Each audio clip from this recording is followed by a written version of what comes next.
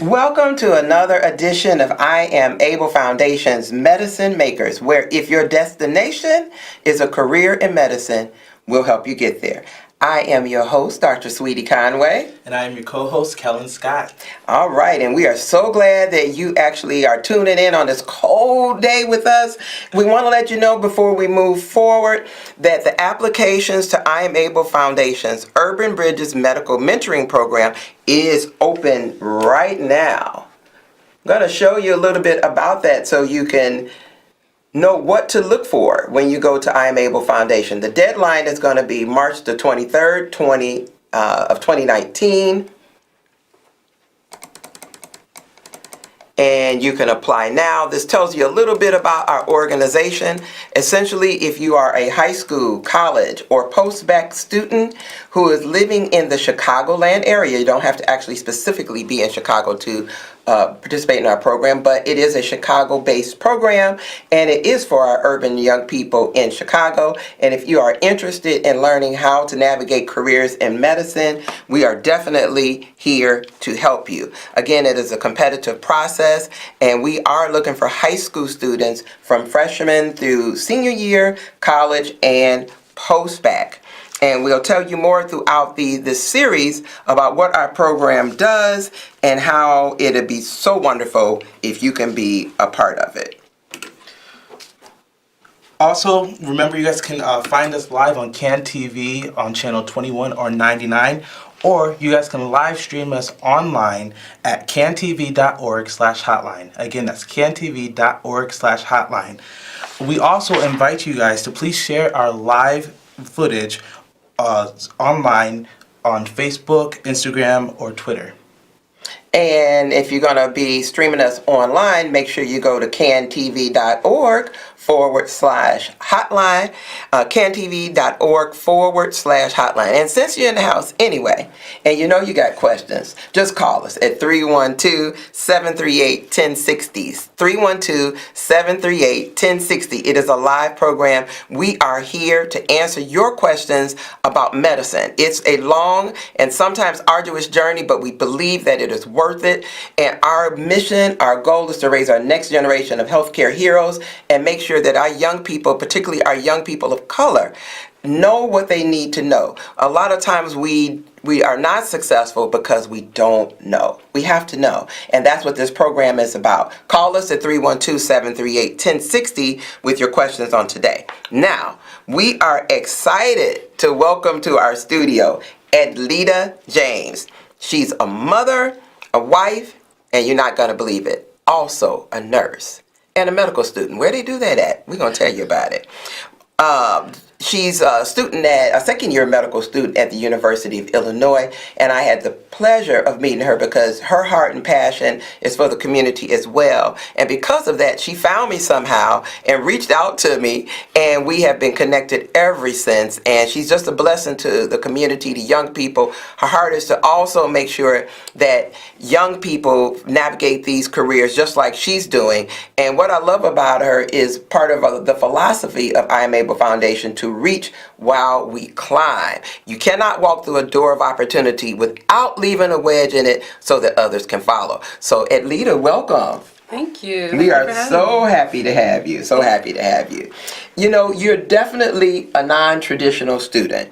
I put that in qualifiers because non-traditional is kind of changing these days. Right. The face of medicine is looking a lot different. Our first-year medical students aren't babies anymore coming out of college.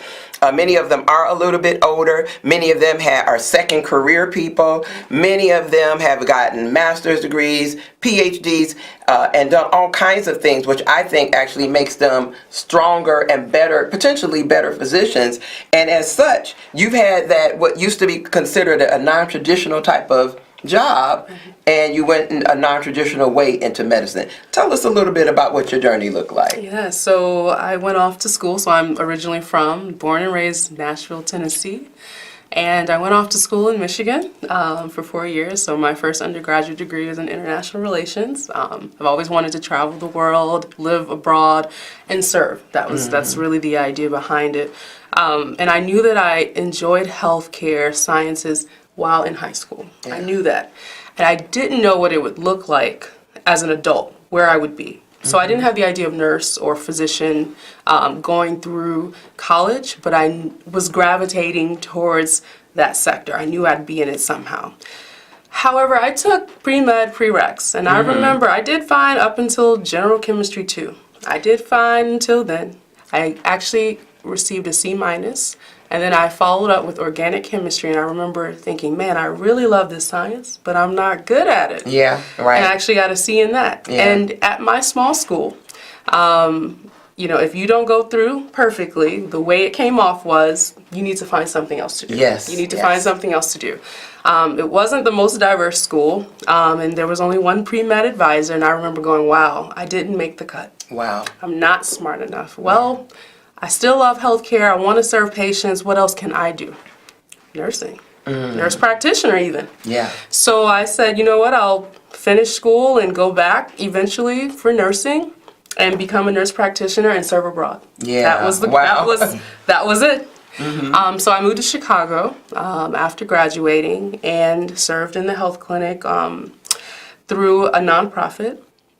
And eventually got into nursing school actually at UIC. Wow. So UIC's College of Nursing is amazing. And I got a job with a hospital, actually in Hyde Park, a big hospital there, and worked there. It was within the first year of working on the floor, after I actually got my bearings, I realized as I'm speaking with physicians in trainings, known as residents, I'm talking to them because I only work night shift. And I'm seeing what they do, and I'm seeing the patient care they give, and I'm going, I can do that. I literally went, I can do that on multiple occasions. Oh, I bet you did. On multiple occasions. I was like, why am I holding myself back? Yes. Why did I not think I was not bright enough? That really was it. And so I promised myself, you know what? You'll continue working because you need to. Yes. But you're going to go back to school, and you're going to take 2 classes each semester, and if you do well, keep going. If you don't, you tried. You tried. Because the point is to try and to try hard. And if you actually do well and like it, continue. That was my promise. And sure enough, even though it was hard. Short goals. Short goals. Every semester, that was the goal, to get through and to reflect. Did I like it or not? Yes, I actually love this. Right. Continue. Up until I actually completed the prerequisites. That is my journey. That truly is how I decided I'm going to medical school as long as I do well on these prereqs and enjoy the journey despite how difficult it was. Well, I want to just add something before Kellen. I know he has some questions that he's going to want to ask her as well. But one of the things you didn't mention, which I think that our young people out there, and if you are an older student, non-traditional, have a child, or you're married, maybe you're married. Tell us a little bit about that, how you how you have melded all that together. Sure. I mean, it's not something I really honestly thought about when I decided to go back to school as I was working. So working on the job, I was married for at least 2 years. So I was married pretty early, actually. I think we married when I was 24. So I was in I was in nursing, working as a nurse. So I had my husband, and I told him, hey, I really think I can go to med school. It's really on my heart. Like, it's in my mind, it's not leaving me alone, the idea. And so he encouraged that. And I think it's very important to have a spouse that encourages you, right? It's very difficult when they're up against you. So that was encouraging. In terms of having a child, I did not have a child when I started off. I actually gave birth 3 weeks before medical school started. Wow. Knowing my age and knowing that both of us, we had been married for many years. And it was like, sure. For my husband, it was more of, I could at least offer, having a family because he's been so supportive. So that was really how, just in the terms of timing, it just seemed to all work out. I actually was pregnant going on medical school interviews. It wasn't something that I told all of them, but it wasn't something that was actually the most important for them to know. But I knew that I was choosing to go back to school, and yes, I would be a new mother. So to all of you out there who don't believe that you can have whatever you say, you can have what you say. Take the limits off yourself. And I love her story. Edlita was a mom. That's a similar story to mine as well. I started medical school with a brand new baby that was 6 months old, a 2-year-old and a 3-year-old. And you just 3 children under the age of 3. All things are possible to him who believes. So I like to share those stories so that people know, you can do it. I will say, and I don't mean to I definitely want to encourage those who want to be parents and they also have these aspirations of medical school or dental school or nurse practitioner or nursing school. It takes a village. I never say it's just me and I'm doing everything. I say my mother, who right now is with my daughter, is the one that's helping push this boat. My husband, who's working right now, is also, we're a team. It's not just my dream, it's everyone's dream, and you need that village to help support you. It's very difficult doing it by yourself, and I will never pretend that it's just me. Absolutely, it can't be done without that. It does take a village, without a doubt. So I have just one question for you. Sure. We all know that the whole medical profession is probably one of the most challenging and competitive professions to pursue. So for the high school students out there like myself, Sure. do you mind walking our audience through each step from going from a high school student to an actual full practicing physician? Well, I'm not a full practicing physician yet, right? So I don't know if I can get you to that part, but I will say, and I encourage all high school students to enjoy high school, to enjoy high school. Enjoy what you naturally gravitate towards. You may like science, but you also might be good at art and music. Enjoy those young years of enjoying learning. It's really that simple in terms of high school. Follow your heart, not what your parents dream of, what you dream of, because you, at the end of the day, that's your life. That's a big thing, actually.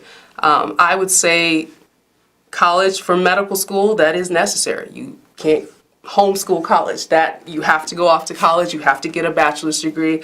Most, if not all, medical schools in the U.S. require that. There's no way getting around it. However, when you do go off to college, you can still major in the things that you love. So if you want to be that drum major, be the drum major. That's actually a good thing in medicine. Admissions counselors actually look at that as part of diversity. They don't want all biology, chemistry, biochemistry majors. Believe it or not, a lot of people do not believe it. However, you will have to take the MCAT, which is the National Medical College Admissions Test. That's very important. And so there are classes that no matter what you major in, such as chemistry, you will need a whole year of general chemistry. You will need at least a semester of organic chemistry. And now you will need biochemistry at least one semester for most medical colleges. But again, you can still be that Spanish major, that political science major, that sociology major, and go to medical school. So I definitely want to emphasize that it doesn't matter what you major in. Do well and love it. That's what medical admissions counselors want to see. Do you love what you're learning? Are you good at it? Have you done research in it? I mean, have you really pursued your interests, but at the same time gotten a base of science knowledge that can help you in terms of medical school? That's really what it's about. Love it. We have a caller on the line. If you're there, caller, go on this cold Tuesday and tell us what's on your mind. How's it going? So I'm just calling, trying to get advice. What do you recommend for a pre-med who's not traditional like the guests you guys have today, and they're taking their MCAT again, but they're also working? What do you recommend for a person like that? Say that again, caller. What do you recommend for a person like myself? I'm a non-traditional student, pre-med, and I also work, 24 years old, trying to take the MCAT once again. What would you recommend doing it the third time, just trying to make sure that everything is right? One of the things that I tell our young people who are in that scenario, because there are very few students who actually go directly through. I mean, they still make up the majority. However, there is a huge percentage who are in the same situation as you for any number of reasons. Like at Lita, sometimes they haven't known that they wanted to do it and they discovered it later. But it's very important that one of the things that I tell students is to make sure that all your ducks are in a row before you hit the send button. That process is a very complicated, and it's a challenging process, but when you're actually getting ready to apply, you can actually start the applications for AMCAS, AMCAS, opens up usually on May 1st of every year. During that time, you can start compiling all of your information, answering, putting in your personal statement, putting in your experiences, which I believe there are 12, and making sure that they're fine-tuned and exactly what you want them to reflect. Making sure that your letters of recommendation are in place so that come June 1st, you're able to press the send button, but not without your MCAT score. So I always encourage people to try to have your best package available and then have it available as early as possible. Thank you for your call. Can I add something? Oh, sure. I just wanted to, I always emphasize that if so many responsibilities, especially when you're outside of university, you've graduated and you're trying to work full time. Live life, yeah. Yeah, go to class. If at all, when it becomes that much of a burden where you can't focus academically, the academics come first. And what I mean is if that means taking out a loan to finish this year in terms of just living so that you can be that strong science student for that MCAT so that you don't have to keep retaking it, then you have to do that. That is something I even had to figure out. I have to save money and slow down school or work. Such a good point. To do well in my classes so that it is a first time pass. I'm not trying to do this a second and third time because it hits on your confidence. Even though you're intelligent, it hits and makes you doubt. So you do it that first or that second time strong, but if finances and job, if that means moving back home or with a friend to save money so you can slow down work so you can focus on the academics, do the academics. I really appreciate those comments. And just for those of you who are out there, I don't know if Lita took the old MCAT or you a new MCAT? Yes, the new. You were in the new one. So I've done the old one, and I'm looking at the newer with our students and mentees in our program. However, the number is at least 500. You got to make sure that when you're doing the testing and the prep for your MCAT, that you're hitting those numbers and even higher. We'll talk a little bit more throughout the season about what schools are requiring, what kinds of numbers, but 500 is a minimum. So thank you for that call, and thank you for those words, Edlita. Caller, you're on the air. Yes, and good evening, and also thank you for accepting my call. To the young lady, I'm really proud of you.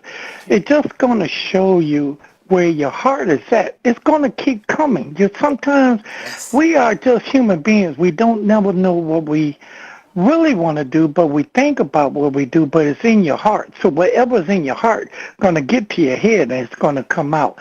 And I love the comment you gave to the young guy. You're a young man. Sometimes you got to go through things before you know what you're going to be. Keep it in the back of the head. Whatever's back there will come to the front. You just don't know yet, but one day you're going to be what you want to be. You just got to try. And listen, another thing for a physician that I think will make excellent physicians, keep going to school. It's not the 1960s. The doctors stayed there when they came in. They got in the office or whatnot, and they stayed there. Never did study anymore, just went on to what they knew. Keep going. Keep learning the new process of being a physician. Do not stay stagnant. Stay the same, and that will make you a wonderful, better person and a physician. Listen, let me get out there. Thank you for taking the call. I'd like to hear your response. Oh, bless you. I agree. We have to keep on training, and actually things are a little bit different nowadays because we actually are required to take certifications and recertifications, and if you don't pass them, you can't even practice. So I appreciate the comments that you shared, and I agree. Follow your heart and follow your dream, and I do truly believe, even with all our challenges, the universe is set up in such a way that those opportunities will navigate back to you, but you have to respond to them. It's going to always, you'll have that opportunity if you really want to do it. You just have to line up with the vision. We have another caller. If you're on the air, we would love to hear from you. What is your question, caller? Yes, hi. My question is, what's the best way to prepare my high school daughter who wants to be a doctor? Okay. This is an area that's near and dear to me because I do feel as minority people, it's a little bit more of a challenge for us in many different ways and for many different reasons.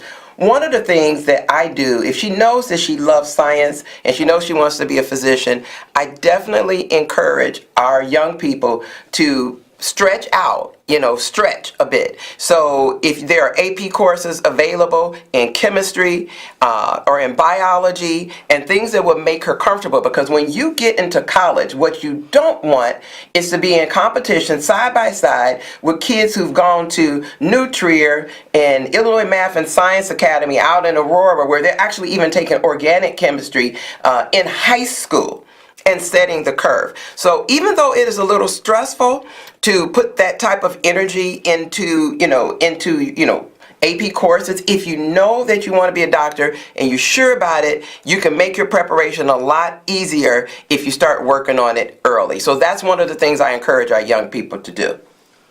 Most definitely. Thank you, caller, for that question. And to study hard. I think a lot of our young people don't realize how important it is to actually study. They don't actually realize that you can't just say, I want to be a doctor. It does start with that, but grades are important.